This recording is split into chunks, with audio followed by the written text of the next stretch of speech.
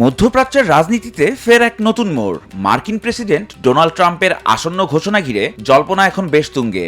ফিলিস্তিনকে রাষ্ট্র হিসেবে স্বীকৃতি দিতে চলেছে যুক্তরাষ্ট্র, তবে শর্ত একটাই, সেই রাষ্ট্রে কোনো অবস্থান হবে না হামাসের। উপসাগরীয় এক কূটনৈতিক সূত্রের খবর অনুযায়ী মে মাসের মাঝামাঝি সৌদি আরবে এক গুরুত্বপূর্ণ সম্মেলন হতে চলেছে, আর সেই সম্মেলনের আগেই ট্রাম্পের এই ঘোষণা মধ্যপ্রাচ্যের ক্ষমতার ভারসাম্যে একটি বিশাল পরিবর্তন আনতে পারে বলে মনে করছেন আন্তর্জাতিক বিশ্লেষকরা।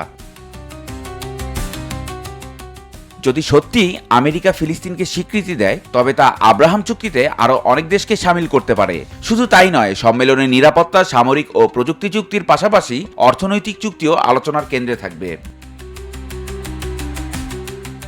বাদশাহ সালমান বাদে উপসাগরীয় অঞ্চলের প্রায় সকল নেতাই এই সম্মেলনে যোগ দেবেন বলে জানা গেছে। প্রশ্ন একটাই, ট্রাম্পের এই পদক্ষেপ কি সত্যি শান্তি ফিরিয়ে আনবে, নাকি জন্ম দিবে নতুন কোনো সংঘাতের?